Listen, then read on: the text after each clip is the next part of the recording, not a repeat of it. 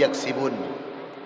Seandainya satu penduduk negara amanu, beriman, wattaqau, bertakwa, lafatahna alaihim barakatin minas sama'i wal ard, maka Allah turunkan untuk negeri itu keberkahan dari langit dan bumi. Tetapi walakin kadzabu, berapa banyak negara-negara yang berkhianat kepada aturan-aturan Allah. Lanjut satu ayat di atasnya, Al-A'raf ayat 97. Walau anna ahlul qura ayyatiyahum ba'suna bayatau wa hum naimun. Apakah mereka merasa aman dari bencana Allah yang rata-rata datang pada malam hari saat mereka sedang tidur? Rencananya kita bisa melihat negeri ini berkah, tapi faktanya justru banyak musibah. Dan Allah sudah mengingatkan, musibah itu rata-rata terjadi di malam hari. Gempa di Palu, gempa bumi di Lombok, gempa dahsyat di Iran. Kenapa tanah sampai meluluh-lantakkan permukaannya? Kenapa tanah sampai muntah? Sebab akibat perbuatan dosa dan maksiat yang terlalu tajam oleh manusia. Satu ayat di atasnya, Al-A'raf ayat 98. Walau anna ahlul qura amanu ayyatiyahum ba'suna duha wa hum yul'abun. Apakah mereka merasa aman dari azab Allah yang datang ketika pagi waktu duha? Tsunami di Aceh tahun 2004, tepat jam 7 pagi waktu duha. Jemaah, ini pelajaran buat kita. Ini peringatan dari Allah. Kenapa bumi bergoncang? Saya kemarin 10 hari ceramah di NTB. Saya ke pondok pesantren. Bapak tahu di NTB itu banyak para tuan guru lulusan Solatia Mekah Al-Mukarramah. Rata-rata pesantren di mana-mana. Di NTB kalau tidak lulusan Mekah, Madinah, yang paling kecil Mesir Al-Azhar dan pondok pesantren merajalela. Tapi lucunya lagi 2018 gempa terjadi di kaki Gunung Rinjani. Di situ ada pondok pesantren Sembalun yang sangat besar. Saya heran, pondok pesantren penghafal Quran tidak bisa menahan gempa. Lalu tim SAR menyisir, kenapa pusat gempa ada di kaki Gunung Rinjani? Setelah tim SAR naik ke atas gunung, Pak, ditemukan penemuan yang mengejutkan. Ternyata di atas gunung banyak kondom bekas. Di atas gunung banyak ditemukan kondom bekas.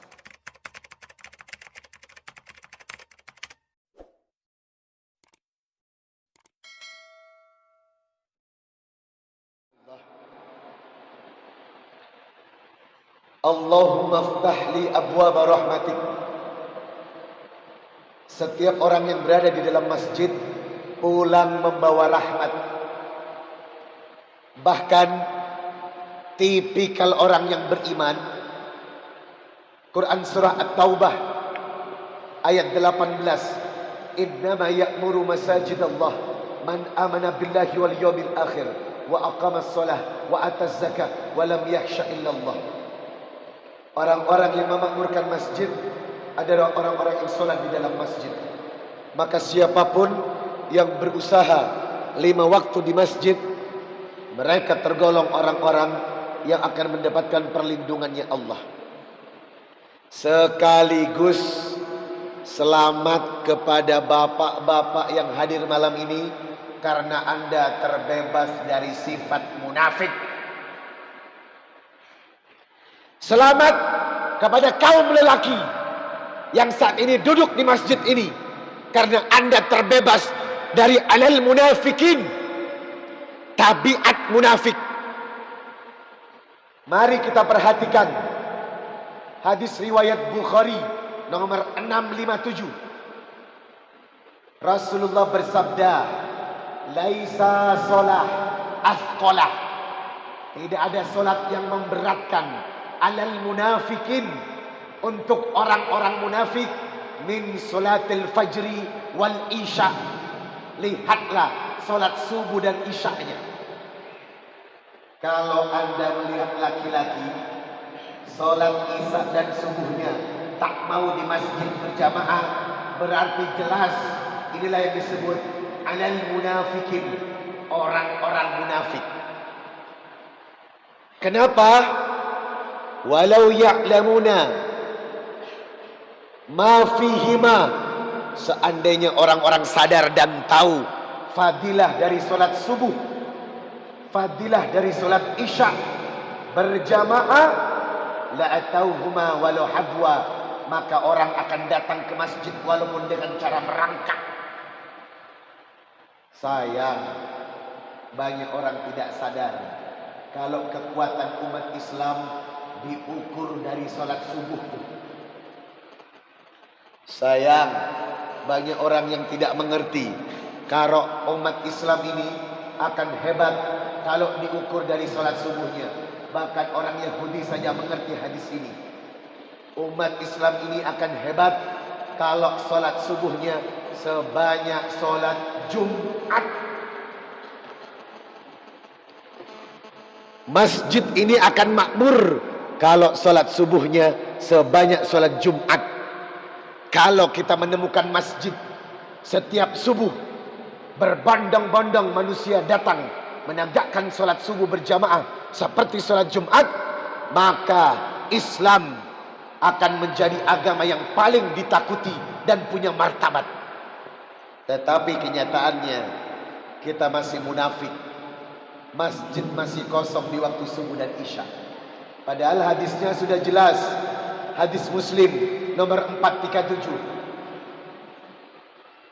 Walau ya'lamuna ma fil atamati was subhi, seandainya mereka tahu tentang fadilah solat isya dan subuh berjamaah, la atauhuma walau habwa, maka mereka akan mendatangi masjid dengan cara merangkak. Apa yang bisa kita ambil dari pelajaran hadis ini, Bapak, Ibu? Bagi Anda laki-laki, jangan sampai meninggalkan solat subuh dan isya berjamaah di masjid. Kalau Anda laki-laki sengaja meninggalkan solat isya dan subuh berjamaah, inilah disematkan alal munafikin, sifat munafik dalam hati kita, sifat munafik dalam tabiat kita, sifat munafik dalam perilaku kita. Maka kita berdoa mudah-mudahan tidak tergolong laki-laki munafik yang meninggalkan solat isya dan subuh berjamaah. Hadirin yang dimuliakan Allah Subhanahu wa ta'ala, Nabi berkata,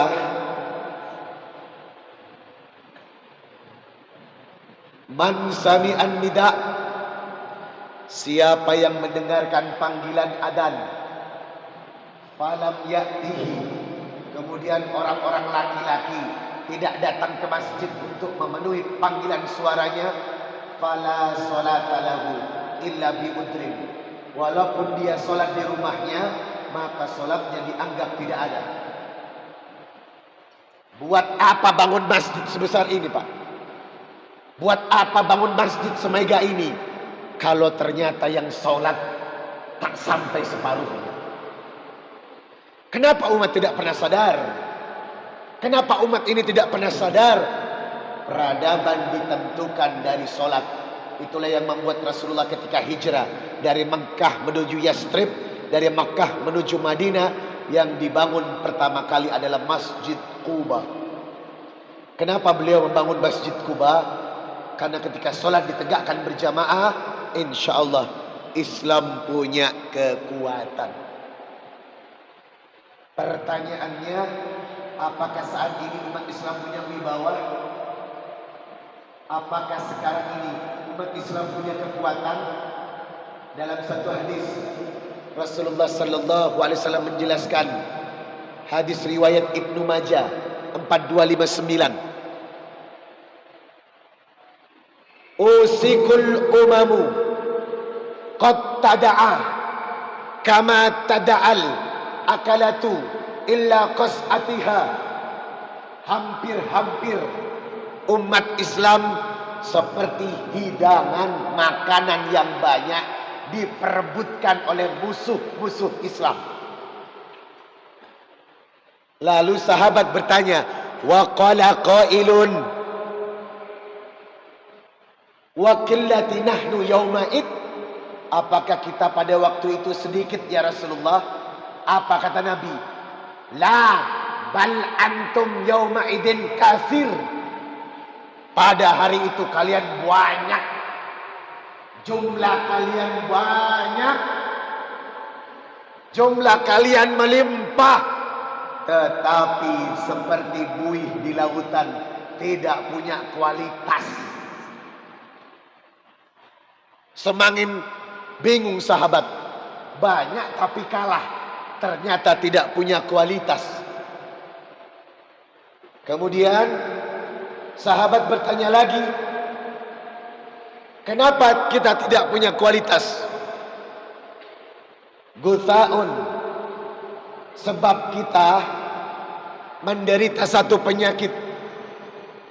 Wal yakdakfinullah fi qulubikumul wahan. Umat Islam menderita satu virus yang lebih parah dari corona.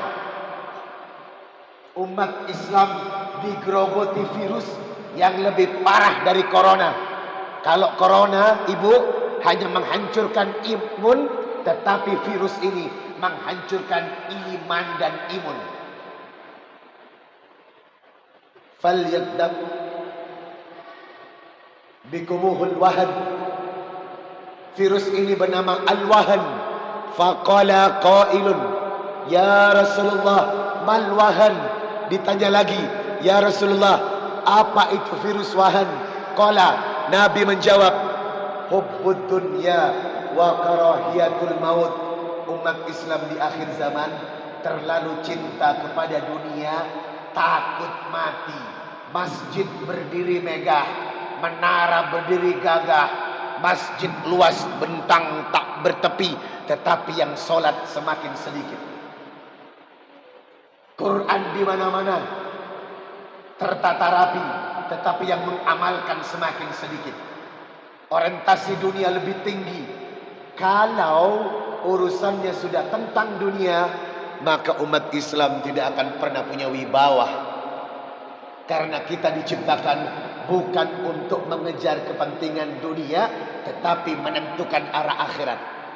Anda baca Bapak surat Al-Qasas surat 28 ayat 77. Wabtaghi fima atakallahu darul akhirah wa la tansa nasibaka minad dunya wa ahsin kama ahsanallahu ilaik wa la tabghil fasada fil ard innallaha la yuhibbul mufsidin. Wabtaghi fima atakallahu darul akhirah, hendaklah kau kejar kepentingan akhirat, wa la tansa nasibaka minad dunya, dan jangan lupa kepentingan dunia.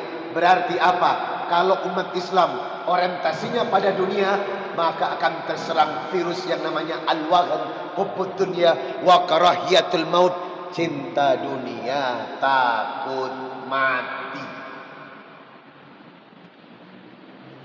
Ustaz, apakah cinta dunia bisa menghancurkan kita? Pasti. Sebab kata Nabi, man kanatid dunya hammah, siapa yang dunia menjadi tujuannya, farakallahu alaihi amrahu, Allah hancurkan urusannya di dunia. Wa ja'ala faqrahu baina ainaihi, Allah tanamkan kefakiran di antara kedua matanya. Allah cubut rasa syukur dalam hatinya, yang adalah sifat tamak dan rakus. Tolong perhatikan negeri ini, Pak. Tolong perhatikan negeri ini. Berapa banyak pejabat-pejabat dan pemimpin yang sudah digaji besar tapi masih korupsi uang negara. Kenapa? Allah tanamkan rasa rakus dan tamak. Kalau sudah ini melanda umat, kalau sudah ini melanda bangsa, urusan kita akan hancur lebur. Tetapi sebaliknya, wa man kanatil akhirah niyatahu, Orang yang menjadikan akhirat adalah tujuannya, Allah akan kumpulkan banyak kebaikan. Wa ja'ala gina'ahu fi qalbihi. Allah tanamkan rasa cukup dalam hatinya, sehingga apa?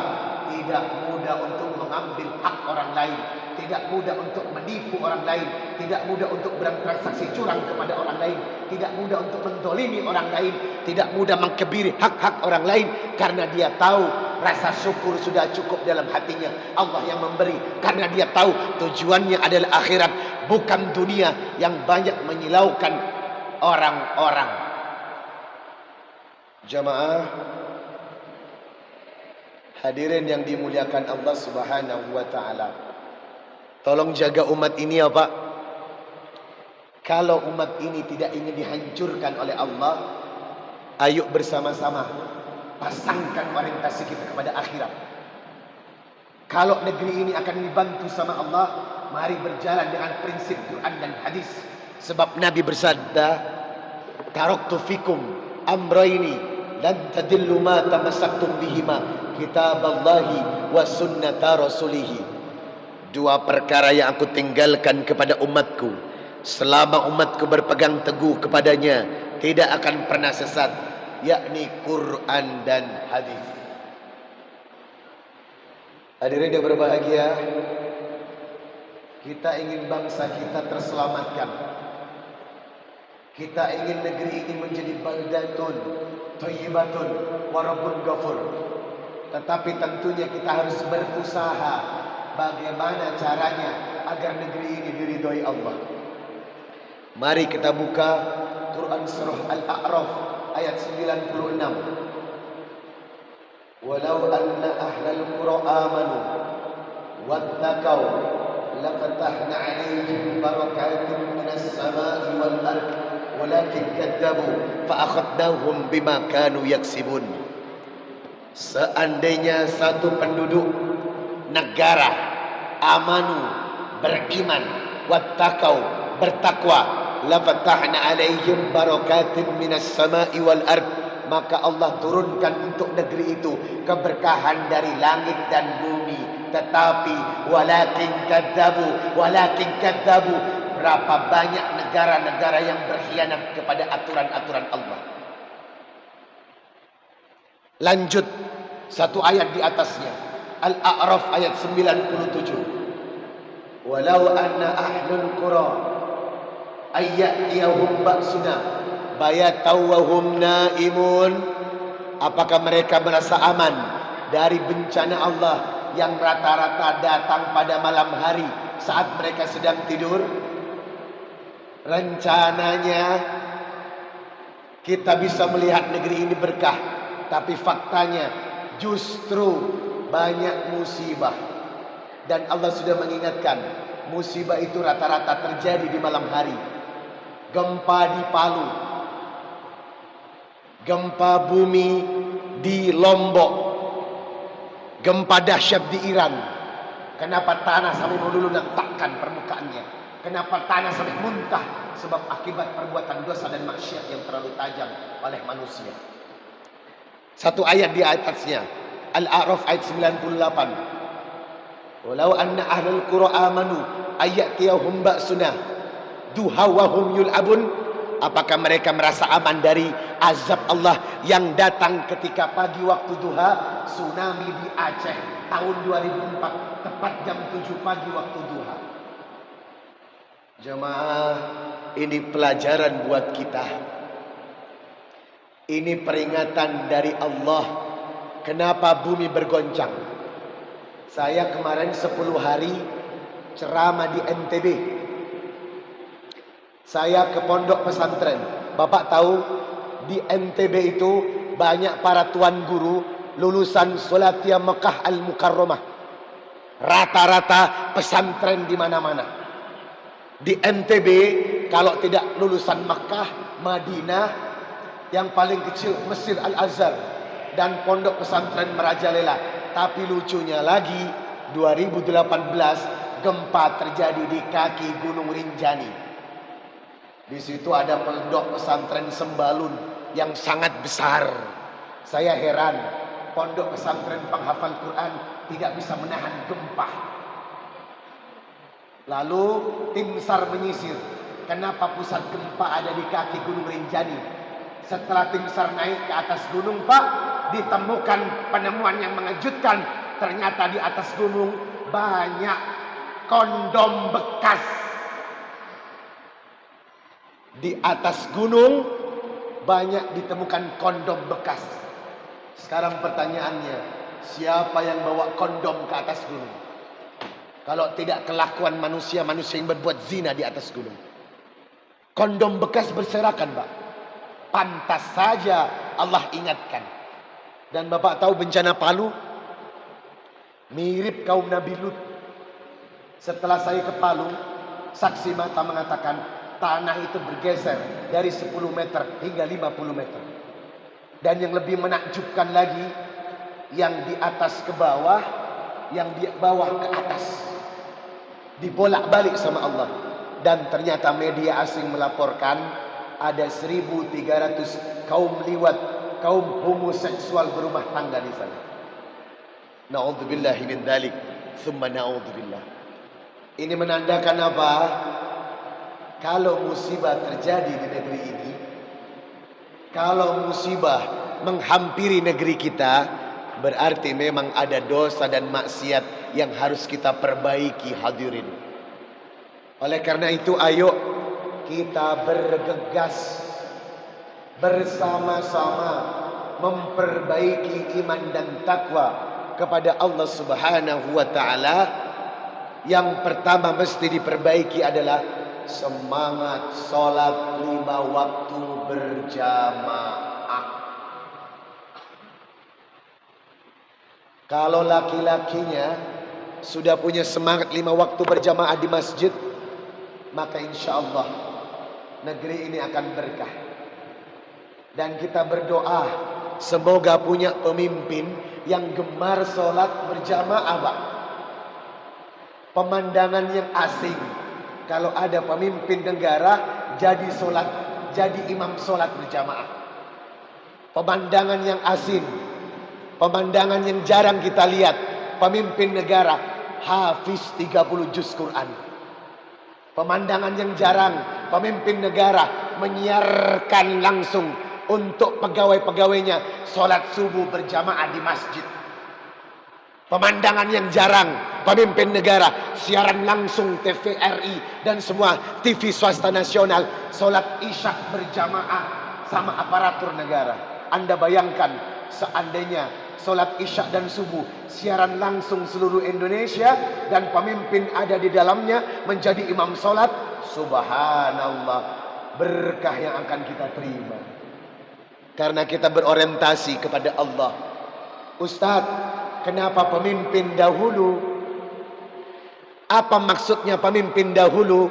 Baik, saya akan jelaskan hadis riwayat Bukhari 1423 dan Muslim 1031 tentang sab'atu yudhilluhumullah fi dhillihi yauma la dhilla illa dhilluhu.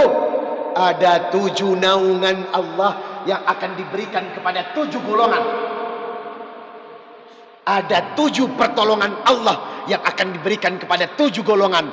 Yang pertama disebut oleh Allah Al-Imamul Adil, pemimpin yang adil. Itu kenapa saya sebut pemimpin dulu. Karena naungan Allah akan diberikan kepada pemimpin yang betul-betul adil dan taat secara syariat. Kalau sudah pemimpin demikian, inilah yang disebutkan dalam hadis sab'atu yudhilluhumullah fi dhillihi yauma la dhilla illa dhilluhu. Tidak ada naungan selain Allah berikan kepada 7 orang. Yang pertama adalah Al-Imamul Adil. Maka kita berharap pemimpin bisa aktif sholat 5 waktu di masjid dan menjadi imam sholat berjamaah subuh dan isya. Lalu kenapa subuh, Ustaz? Bapak nggak sadar kenapa adzan yang beda itu sholat subuh, Pak? As-salatu khairum minan naum. Kenapa sholat subuh adzannya beda daripada adzan sholat-sholat yang lain? Karena Rasulullah berdoa, Allahumma barik li ummati fi bukuriha. Ya Allah, berkahi umatku di pagi hari. Dan Allah juga menjelaskan dalam Quran surah Al-Isra 78, aqimis shalah liduluki samsi ila ghusakil laili wa Qur'an al-fajr inna Qur'an al-fajri kana mashhuda. Tegakkan solat 5 waktu ditambah solat fajr, solat subuh, sebab puncak peradaban kemenangan umat ditentukan dari solat subuhnya. Itu mengapa kami ingin gerakkan solat subuh dan isya berjamaah, agar kita punya peradaban yang berwibawa. Hadirin yang berbahagia, solat isya berjamaah rahimakumullah. Dari sinilah akan hadir sosok pemimpin yang hebat. Rabbi berdoa kepada Tuhannya untuk memasukkan dia kepada golongan-golongan yang baik. Wasultanan nasira, dan hadir pemimpin yang betul-betul menolong. Makanya kita berdoa, semoga Allah hadirkan negeri ini pemimpin-pemimpin yang menegakkan 5 waktu berjamaah di masjid, lebih-lebih solat subuh dan isya berjamaah. Maka insyaallah la fatahna alaihim barakatin minas sama'i wal ard. Negeri ini akan diturunkan berkah dari langit dan bumi. Amin ya rabbal alamin. Isya jam berapa, Pak? Sudah masuk ya? Sedikit lagi ya? Lanjut Ibu. Oh. Lanjut Ibu. Oh, luar biasa.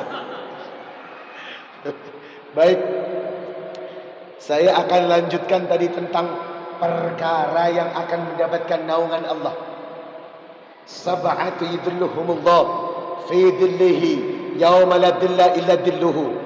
Ada 7 golongan yang akan mendapatkan naungan Allah, yang tidak ada naungan selain naungannya Allah. Yang pertama, al-imamul adl, pemimpin yang adil. Yang kedua, syabbun nasya'a bi ibadatillah, pemuda-pemuda yang gemar beribadah. Kalau anak muda duduk di belakang, itu namanya kerupuk. Sekali lagi, kalau ada anak muda duduk di belakang, itu kerupuk, Pak. Pemuda harusnya di depan. Yang bikin saya kecewa, di soft depan ini tak tampak pemuda pun.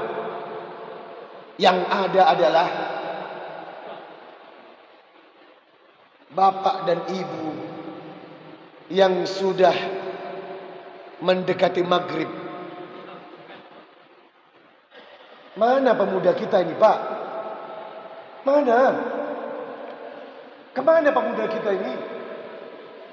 Yang ada segelintir orang yang didominasi cuma bapak-bapak. Lalu hadis ini akan dikemanakan? Syabbun nasya'a bi ibadatillah, orang-orang muda yang gemar beribadah. Kita butuh anak-anak muda yang solid untuk taat. Karena generasi, Pak, harusnya di depan-depan ini adalah anak-anak muda. Kita akan mengalami krisis moral nih kalau anak-anak mudanya tidak ada di masjid. Maka kita berharap bangun pemuda-pemuda yang senantiasa taat kepada Allah. Bangun remaja-remaja yang bersinergi dengan kepentingan-kepentingan Allah. Buat institusi, kegiatan yang membawa mereka cinta kepada masjid. Sebab yang ketiga yang akan mendapatkan naungan Allah, rajulun qalbuhu mu'allakum fil masajid, orang-orang yang hatinya terpaut kepada masjid. Ini akan dilindungi Allah, Pak. Rajulun qalbuhu mu'allakum fil masajid, orang-orang yang ikatan emosionalnya dengan masjid luar biasa. Lalu yang keempat yang akan mendapatkan naungan perlindungan Allah, rajulani tahabba fillah ijtama alaihi wa tafarraqu alaihi, 2 orang yang berkumpul karena Allah dan berpisah karena Allah. Bukan berkumpul karena kepentingan partai, bukan berkumpul karena kepentingan ormas. Yang ada bendera Ashabiyah berkibar. Kalau sudah bendera Ashabiyah berkibar, mereka akan egois mementingkan benderanya masing-masing. Padahal kita itu satu tubuh. Yang lucu lagi Pak, negeri ini antar yang satu dengan yang satu saling menghina. Kelompok yang satu dengan satu saling menjatuhkan. Pemimpin yang satu dengan yang satu saling menghina. Ini tak boleh, sebab Nabi mengatakan rajulani tahabba fillah ijtama'a alaihi wa tafarraqu alaihi. Dua orang yang berkumpul atau lebih, berkumpul karena Allah, berpisah karena Allah. Kalau orang Islam berkumpul mengibarkan kepentingan bendera golongan bukan Allah dan Rasulnya, maka yang ada bukan persatuan tetapi kepentingan nafsu dunia. Yang kelima, yang akan mendapatkan perlindungan Allah di naungan nanti, rajulun da'athu imra'atan, rajulun da'athu imra'atan da'atu manshibi wa qala jamali faqala inni akhafullah. Orang-orang yang dikasih perempuan, laki-laki yang dikasih perempuan, dia juga berhasrat tapi menolak dengan alasan inni akhafullah, sebab aku takut kepada Allah. Tapi ini sulit Pak. Laki-laki dikasih perempuan. Kalau sampai karakternya seperti Nabi Yusuf, hebat. Ini sulit kecuali bagi mereka yang paham, senantiasa menjaga batas kemaluannya. Ini perkara zina Bapak Ibu. Bapak tahu Pak, angka aborsi di Indonesia itu tinggi. Apa itu aborsi? Mengkuret kandungan karena di dalam janin ada anak. Akibat hamil di luar nikah. Berarti kalau sudah hamil di luar nikah, apa yang dia buat? Zina. Kalau sudah zina merajalela, inilah kehancuran tinggal menghitung saat. Bapak tahu nggak, angka pembuangan bayi di Indonesia tinggi Pak. Saya punya teman Bupati Mandailing Natal, Sumatera Utara. Dia menemukan bayi di samping pos kamling yang sudah dikerubuti semut. Untungnya bayinya masih hidup. Sampai sekarang dipelihara bupati. Cantik anaknya. Tega ya, di zaman Rasulullah tidak ada orang yang tega membuang anaknya, apalagi membunuh anaknya dalam kandungan. Di zaman ini sudah masuk jahiliyah, lebih jahil daripada zaman Nabi. Bahkan di Jakarta, pemulung sampah menemukan bayi yang tertimbun sampah Pak.